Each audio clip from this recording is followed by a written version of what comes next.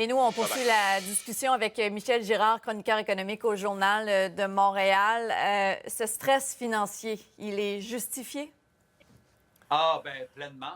Alors moi, j'ai fait des petits calculs et j'ai vérifié depuis janvier 2021 quelle est l'inflation qu'on a subie. Et Mhm. puis, avec les différents produits. Et ce que j'ai constaté, c'est qu'au niveau des aliments qui viennent en tête dans le sondage léger, alors les aliments ont grimpé de près de 22 depuis janvier 2021. Ensuite de ça, il y a le logement qui a grimpé de 15 l'essence de 51 les taux hypothécaires, ben, on le sait, là, ça a fortement grimpé, Oui. juste en termes inflationnistes de 31 mais quand on regarde les taux hypothécaires, on est passé de 3,3 à 6 C'est en pour ça que les l'espace. Québécois changent leurs habitudes de consommation. Qu'est-ce que ça vous dit, vous? Parce que ça perdure dans le temps un peu, tout ça, là.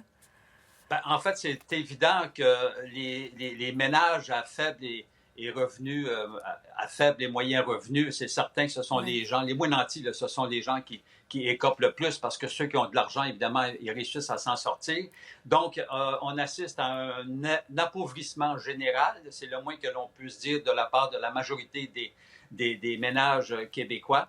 Mais le pire dans tout ça, c'est que 2024 s'annonce plutôt moche Ah oui. au plan économique. Alors, c'est vrai on va réussir évidemment à contrer l'inflation parce que l'inflation est rendue à 4, mais l'an prochain, ce sera peut-être seulement de 2,5 mais il ne faut pas oublier qu'on a subi une inflation de 15 au cours des 2 dernières années. Mhm. Alors donc, et pendant ce temps-là, ce qui est très important, c'est que nos revenus, si on prend la rémunération hebdomadaire moyenne, n'a augmenté que de 9,9 alors que l'inflation a grimpé de 15 Donc, on est dans le trou de plusieurs points de pourcentage. Alors, de là, l'appauvrissement général des ménages québécois. Pas très rassurant, rassurant tout ça. D'ailleurs, il y a le sondeur Jean-Marc Léger qui dit que, bon, que l'inflation, les taux d'intérêt, le prix des aliments, c'est vraiment le sujet de la rentrée. C'est le sujet politique également. Et ce que je comprends, c'est que plus on avance dans le temps, plus les chiffres vont être négatifs. Ben effectivement, mais c'est surtout que l'an prochain, on ne pourra pas surprendre. Et en termes d'emploi, d'ailleurs, les dernières prévisions du mouvement des jardins, c'est qu'on va perdre 30 000 emplois l'an prochain.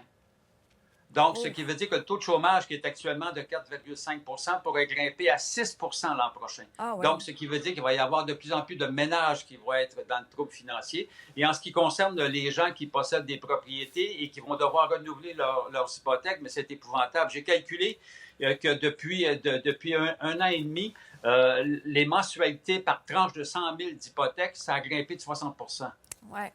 donc, on est passé de 416 par tranche de 100 000 à 676 Par année, c'est 3 000 de plus par tranche de 100 000. Donc, si vous Oui. avez une hypothèque de 300 000, vous allez vous retrouver vraiment dans le trou. Et le quart des citoyens qui ne paient pas non plus le montant total de leur carte de crédit. Michel Girard, chroniqueur économique au Journal de Montréal, merci beaucoup.